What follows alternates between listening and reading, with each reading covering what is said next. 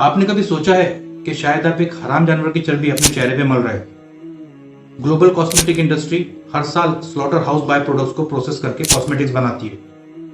वही raw materials कभी कभी आपके महंगे लोशंस, आपकी सोप में स्टेरिक एसिड और ग्लिसरीन के नाम से छुपे होते हैं। आपने वजू किया, आपने नमाज पढ़ी, आपने जिक्र भी किया, लेकिन क्या आपको पता है कि उसके फौरन बाद शायद आपने अपनी स्किन पर कुछ ऐसी चीज लगा ली जिसके सोर्स का आपको मालूम ही नहीं।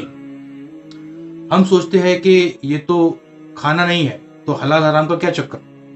लेकिन स्किन हमारी बॉडी का सबसे बड़ा ऑर्गन है। जो आप स्किन पर लगाते हैं वही आपकी बॉडी में एब्जॉर्ब होता है। और उससे भी बड़ी बात, तहरा, यानी वो पाकी जो नमाज के लिए जरूरी होती है, जहां बदन और वुदू दोनों साफ और पाक हो। अगर आपके चेहरे पर ऐसी चीज लगी है जो हराम जानवर की से बनी हो, तो क्या आप अपनी इबादत के बारे में मुतमईन हैं? आज हम बाथरूम कैबिनेट और मेकअप बैग का पर्दा खोलेंगे। वेलकम बैक टू हलाल लेंस। चलिए अब सबसे पहले बात करते हैं उस रेड लिपस्टिक की जो हर शादी की जान होती है। पिछले एपिसोड में हमने कारमाइन E120 की बात की थी, लेकिन एक और बात है जो ज्यादा लोग नहीं जानते। लिपस्टिक देखिए खाने की चीज नहीं है, लेकिन ये सीधा आपके मुंह के अंदर जाती है। खाते वक्त, पानी पीते वक्त, बात करते वक्त इसका एक हिस्सा आप कंज्यूम करते हो। अब सोचिए, अगर इसमें कारमाइन है तो ये एक क्रश इंसेक्ट से बना है, और अगर इसमें एनिमल ड्राइव फैट्स है या वैक्सेस है तो कभी कभी इसका सोर्स पिग या नॉन जबिया सोर्सेस से भी होता है। तो ये सिर्फ मेकअप का मसला नहीं रहा, ये डायरेक्ट कंजम्पशन का मसला बन जाता है। अगर आप हनफी बैकग्राउंड से हो तो insects except for locust permissible नहीं है। तो सवाल सिंपल है, क्या हम एक ऐसी चीज को यूज करना चाहेंगे जो थोड़ी थोड़ी क्वांटिटी में हमारे जिस्म का हिस्सा बन रही हो और जिसका सोर्स हमें पता भी नहीं?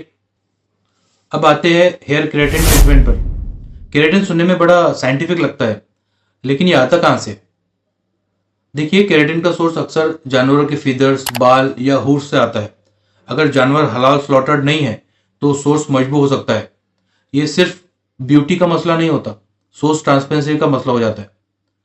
अब बात करते हैं लोशंस और मॉइस्चराइजर्स की। स्टेरिक एसिड और ग्लिसरीन लगभग हर क्रीम में मिलते हैं। ये प्लांट सोर्स से भी आ सकते हैं और एनिमल फैट से भी। कॉस्मेटिक इंडस्ट्री में दोनों भी सोर्स यूज होते हैं, इसलिए वेरिफिकेशन बहुत जरूरी है। अगर इंग्रेडिएंट्स हलाल वेरीफाइड नहीं है तो हम पूरा दिन डाउटफुल चीज अपनी बॉडी पर लगा रहे होते हैं और हमें पता भी नहीं होता। इसी कैटेगरी में एक और इंग्रेडिएंट मिलता है, कोलेजन।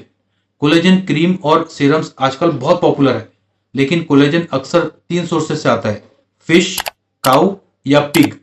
अगर पिग सोर्स है तो मसला क्लियर हो जाता है, इसलिए कोलेजन प्रोडक्ट्स में सोर्स क्लैरिटी बहुत जरूरी है। कुछ क्रीम्स और लिप बाम्स में लेनोलिन यूज होता है। लेनोलिन शिप की वूल से निकलता है। अगर जिंदा शिप से लिया गया हो तो जनरली परमिसिबल होता है, लेकिन फिर भी ट्रांसपेरेंसी बहुत जरूरी है।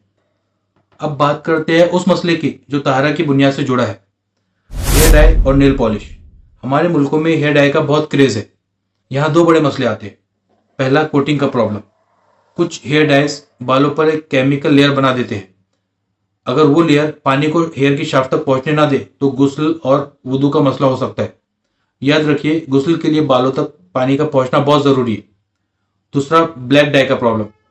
सही मुस्लिम की हदीस में इशारा मिलता है कि प्योर जेट ब्लैक डाई से बचना चाहिए। स्कॉलर्स मशवरा देते हैं कि डार्क ब्राउन और नेचुरल शेड्स यूज करना चाहिए। देखिए, ये सिर्फ फैशन का मसला नहीं है, ये इत्तिबा का मसला है। अब आते हैं नेल पॉलिश पर। मार्केट में ब्रीदेबल नेल पॉलिश का बहुत शोर है। कंपनी कहती है कि पानी अंदर जाएगा, लेकिन बहुत से स्कॉलर अभी भी एहतियात का मशवरा देते हैं।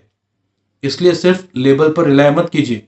अगर वुदू के वक्त नेल सरफेस पर सॉलिड लेयर बना देती है और वो पानी को रोक रही है तो आपका वुदू वैलिड नहीं होगा। अपनी इबादत खुद वेरीफाई कीजिए। तो क्या हम मेकअप करना छोड़ दें? बिल्कुल नहीं, सिर्फ थोड़ा कॉन्शियस हो जाइए। अगर हलाल लोगो नहीं मिल रहा तो 100% वेगन या प्लांट बेस्ड ऑप्शन देखिए, क्योंकि उनमें एनिमल फैट का खतरा कम होता है। लेकिन एक बात जरूर याद रखिए, क्रुएल्टी फ्री का मतलब यह नहीं होता कि वो हलाल है। उसका मतलब सिर्फ इतना होता है कि जानवर को हार्म नहीं किया गया। थोड़ी रिसर्च की आदत डाल लीजिए। आजकल इंफॉर्मेशन बहुत एक्सेसिबल है। हमारे मुल्कों में भी बहुत सारे ब्रांड्स स्पेसिफिकली कुछ ऐसे प्रोडक्ट बना रहे हैं जहां इंग्रेडिएंट्स को वेरीफाई किया जाता है जैसे ईबा हलाल, लव्स और पेस्टल।